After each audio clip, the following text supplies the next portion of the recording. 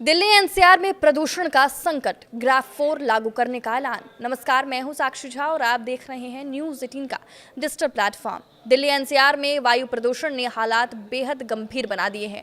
राजधानी का वायु गुणवत्ता सूचकांक यानी कि AQI 450 के पार पहुंच गया है, जो स्वास्थ्य के लिहाज से बेहद खतरनाक स्तर है।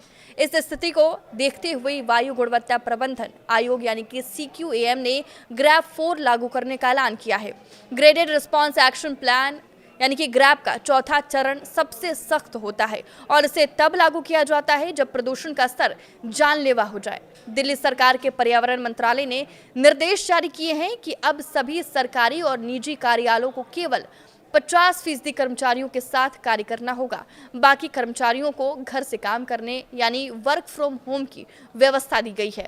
यह आदेश पर्यावरण अधिनियम 1986 की धारा 5 के तहत लागू किया गया है। इसका उद्देश्य प्रदूषण को और बढ़ने से रोकना और लोगों को स्वास्थ्य जोखिम से बचाना है। दिल्ली सरकार के शिक्षा विभाग ने भी स्कूलों के लिए विशेष निर्देश जारी किए हैं। 9वीं से 11वीं तक के छात्रों के लिए स्कूलों को हाइब्रिड मोड में चलाने का आदेश दिया गया है। छात्रों को ऑनलाइन और ऑफलाइन दोनों विकल्प उनके लिए उपलब्ध रहेंगे। ये व्यवस्था बच्चों को प्रदूषण के खतरनाक प्रभाव से बचाने के लिए की गई है। दिल्ली एनसीआर में प्रदूषण का स्तर इतना बढ़ गया है कि इसे मेडिकल इमरजेंसी जैसी स्थिति बताया जा रहा है। लोगों को सांस लेने में कठिनाई, आंखों में जलन और गले में खराश जैसी समस्याएं हो रही है। प्रशासन ने अपील की है कि लोग अनावश्यक यात्रा से बचें और स्वास्थ्य का विशेष ध्यान रखें।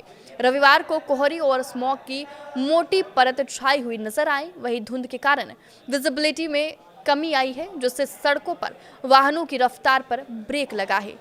लोग हेडलाइट जलाकर धीरे धीरे गाड़ी चलाते हुए दिखे। साथ ही दिल्ली एयरपोर्ट पर भी विजिबिलिटी कम हुई है। केंद्रीय प्रदूषण नियंत्रण बोर्ड के अनुसार राजधानी के कई इलाकों में एयर क्वालिटी इंडेक्स 500 के करीब दर्ज किया गया है, जो हवा की खतरनाक श्रेणी में आता है।